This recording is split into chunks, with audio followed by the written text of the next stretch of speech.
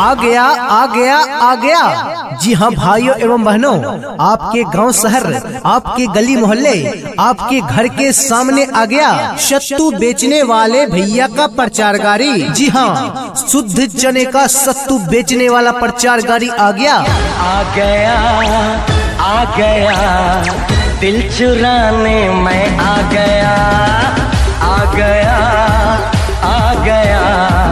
दिल चुराने मैं आ गया। आइए भाई साहब, आइए बहन जी, हमारे प्रचार गाड़ी के पास और ले जाइए शुद्ध चने का सत्तू। जी हाँ, अपने आँखों के सामने पिसवा कर शुद्ध चने का सत्तू मात्र 120 रुपए किलो, मात्र 120 रुपए किलो, मात्र 120 रुपए किलो।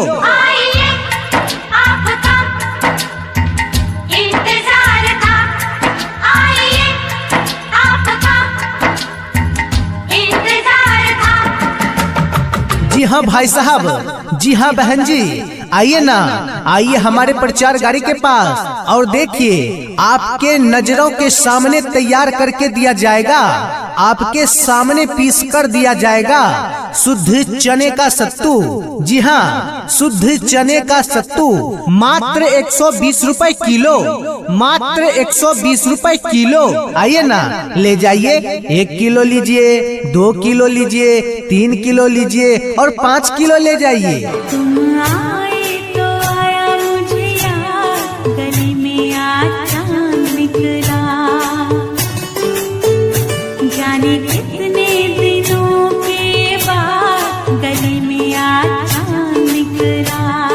आइए ना चाचा जी, आइए ना, उतना दूर से काहे खड़ा होके देख रहे हैं? आइए हमारे प्रचार गाड़ी के पास और देखिए, देखने में थोड़ी पैसा लगता है, देख के संतुष्ट होइएगा तब ये लीजिएगा। देखिए ना, आपके नजर के सामने पीस के दे रहे हैं। आइए ना, लीजिए, आधा किलो लीजिए, 1 किलो लीजिए, 2 किलो लीजिए, कहाँ ज्यादा कीमत है, मात्र 120 रुपए किलो, एकदम बाजार से सस्ता और बाजार से अच्छा। देखिए ना, आपके सामने में पीस के दे रहे हैं ना, एकदम फर्स्ट क्लास का चना का सत्तू है, एकदम शुद्ध सत्तू है।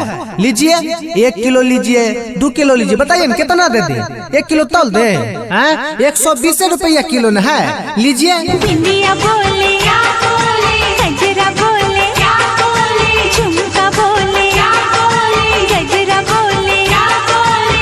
सब बोले चने का सत्तू ले ले, मात्र 120 रुपए किलो, मात्र 120 रुपए किलो, वो भी आपके नजरों के सामने पिसा हुआ।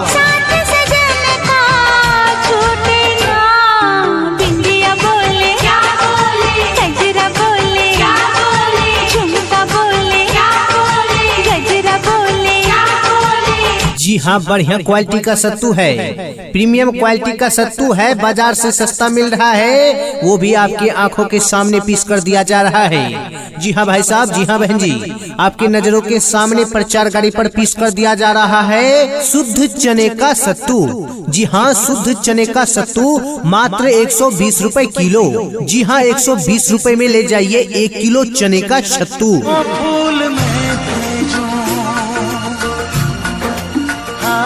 फूल में भेजूं, दिल ये करता है, पर तेरा पता मालूम नहीं, मालूम नहीं, मालूम नहीं। अरे ओ टोपी वाले भाई साहब, आपका ध्यान किधर है? चने का सत्तू बेचने वाला प्रचार गाड़ी इधर है, आइए ना, आइए, मात्र 120 रुपए किलो चने का सत्तू मिल रहा है, एकदम शुद्ध चने का सत्तू आपके नजरों के सामने पीस कर दिया जाएगा। जी हाँ, भूजा हुआ चना पीस कर दिया जाएगा आपके नजरों के सामने। आइए हमारे प्रचार गाड़ी के पास और ले जाइए, 1 किलो, 2 किलो, 3 किलो, मात्र 120 रुपए किलो। हाँ हाँ भैया, एकदम बाजार से सस्ता लगा दिए हैं, मात्र 120 रुपया किलो। अब बढ़िया क्वालिटी का है, देखिए ना, आपको संतुष्टि मिलेगा। आप देख के पसंद कर लीजिएगा तभी लीजिएगा, कोनो जोर जबरदस्ती है। आइए ना प्रचार गाड़ी के पास आइए, देखिए एकदम शुद्ध एकदम बढ़िया क्वालिटी का चना है। उसका सत्तू आपको देंगे मात्र 120 रुपए किलो, मात्र 120 रुपए किलो आपके नजरों के सामने पीस कर देंगे। आइए ना।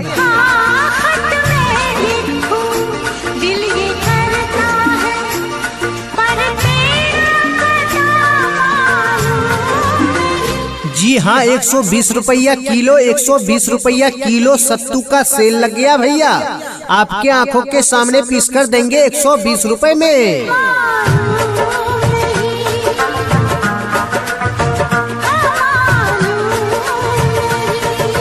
अरे ओ चाची जी, ओ दीदी जी, घर से बाहर तो आइए, देखिए तो कौन आया है आपके गली में, आपके मोहल्ले में, देखिए तो कौन आया है।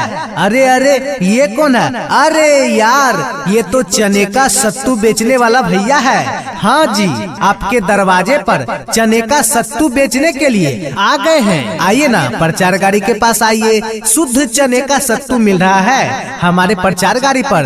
आपके नजरों के सामने शुद्ध चने को पीसकर शुद्ध चने का सत्तू मात्र 120 रुपए किलो, मात्र 120 रुपए किलो। आइए ना, आपके नजरों के सामने तैयार करके दिया जाएगा, आपके नजरों के सामने सत्तू पीस कर दिया जाएगा। मात्र 120 रुपए किलो, मात्र 120 रुपए किलो। आइए और ले जाइए, 1 किलो लीजिए, 2 किलो लीजिए, 3 किलो लीजिए और 5 किलो लीजिए। मेरा पहला जुनून, तुम मेरा पहला जुनून, इश्क आखिरी है तू, मेरी जिंदगी है तू, मेरी जिंदगी है तू, गम है या खुशी है तू, मेरी जिंदगी है तू, मेरी जिंदगी है तू। जी हाँ भाई साहब, 120 रुपए किलो, 120 रुपए किलो। जी हाँ, शुद्ध चने का सत्तू लेकर आए हैं आपके गली मोहल्ले में। आइए भाई साहब हमारे प्रचार गाड़ी के पास और ले जाइए 120 रुपए प्रति किलो की दर से शुद्ध चने का सत्तू अपने आंखों के सामने पिसवा कर।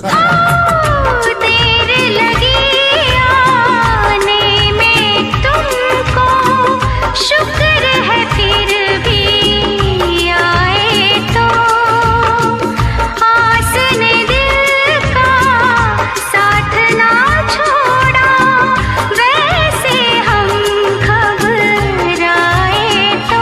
आ गया आ गया आ गया। जी हाँ भाइयों एवं बहनों, आपके गांव शहर, आपके गली मोहल्ले, आपके घर के सामने आ गया सत्तू बेचने वाले भैया का प्रचार गाड़ी। जी हाँ, शुद्ध चने का सत्तू बेचने वाला प्रचार गाड़ी आ गया। आ गया आ गया, दिल चुराने मैं आ गया, आ गया आ गया, दिल चुराने मैं आ गया। आइए भाई साहब, आइए बहन जी, हमारे प्रचार गाड़ी के पास और ले जाइए शुद्ध चने का सत्तू। जी हाँ, अपने आँखों के सामने पिसवा कर शुद्ध चने का सत्तू मात्र 120 रुपए किलो, मात्र 120 रुपए किलो, मात्र 120 रुपए किलो। आइए आपका इंतजार था, आइए आपका इंतजार था। जी हाँ भाई साहब, जी हाँ बहन जी, आइए ना, आइए हमारे प्रचार गाड़ी के पास और देखिए आपके नजरों के सामने तैयार करके दिया जाएगा, आपके सामने पीस कर दिया जाएगा शुद्ध चने का सत्तू। जी हाँ, शुद्ध चने का सत्तू मात्र 120 रुपए किलो, मात्र 120 रुपए किलो। आइए ना, ले जाइए, 1 किलो लीजिए, 2 किलो लीजिए, 3 किलो लीजिए और 5 किलो ले जाइए। तुम आए तो आया मुझे याद, गली में आज चांद निकला।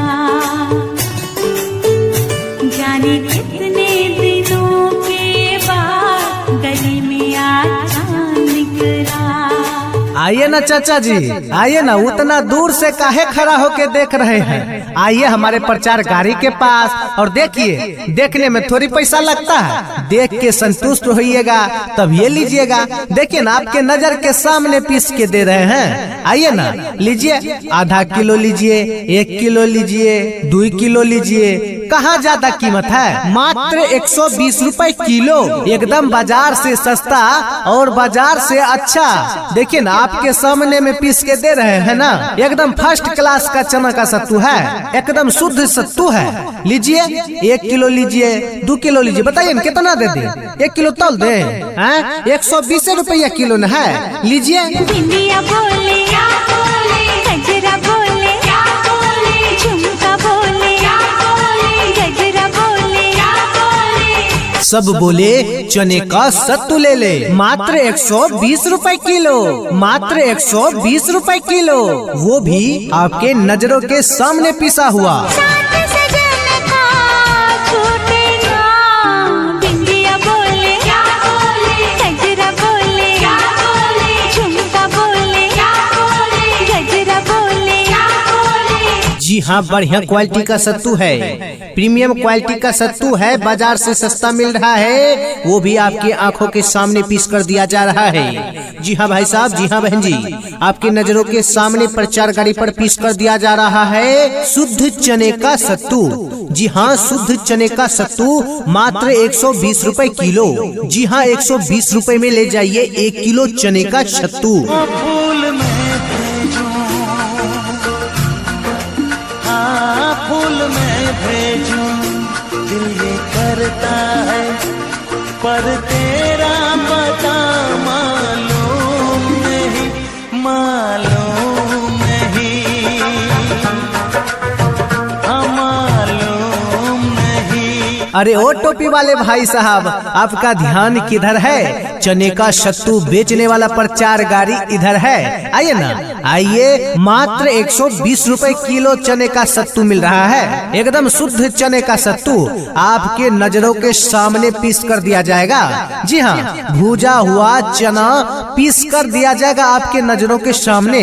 आइए हमारे प्रचार गाड़ी के पास और ले जाइए 1 किलो, 2 किलो, 3 किलो, मात्र 120 रुपए किलो। हाँ हाँ भैया, एकदम बाजार से सस्ता लगा दिए हैं, मात्र 120 रुपया किलो। अब बढ़िया क्वालिटी का है, देखिए ना, आपको संतुष्टि मिलेगा, आप देख के पसंद कर लीजिएगा तब ये लीजिएगा, कोनो जोर जबरदस्ती है। आइए ना, प्रचार गाड़ी के पास आइए, देखिए एकदम शुद्ध, एकदम बढ़िया क्वालिटी का चना है, उसका सत्तू आपको देंगे मात्र 120 रुपए किलो, मात्र 120 रुपए किलो आपके नजरों के सामने पीस कर देंगे।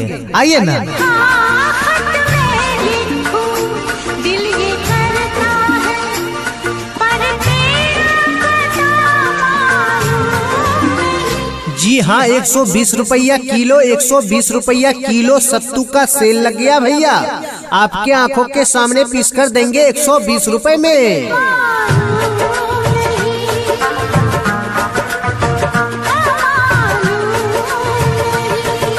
अरे ओ चाची जी, ओ दीदी जी, घर से बाहर तो आइए, देखिए तो कौन आया है आपके गली में, आपके मोहल्ले में, देखिए तो कौन आया है। अरे अरे, ये कौन है? अरे यार, ये तो चने का सत्तू बेचने वाला भैया है। हाँ जी, आपके दरवाजे पर चने का सत्तू बेचने के लिए आ गए हैं। आइए ना, प्रचार गाड़ी के पास आइए, शुद्ध चने का सत्तू मिल रहा है हमारे प्रचार गाड़ी पर, आपके नजरों के सामने शुद्ध चने को पीसकर शुद्ध चने का सत्तू मात्र 120 रुपए किलो, मात्र 120 रुपए किलो। आइए ना, आपके नजरों के सामने तैयार करके दिया जाएगा, आपके नजरों के सामने सत्तू पीस कर दिया जाएगा, मात्र 120 रुपए किलो, मात्र 120 रुपए किलो। आइए और ले जाइए, 1 किलो लीजिए, 2 किलो लीजिए, 3 किलो लीजिए और 5 किलो लीजिए। मेरा पहला जुनून, तुम मेरा पहला जुनून, इश्क आखिरी है तू, मेरी जिंदगी है तू, मेरी जिंदगी है तू। गम है या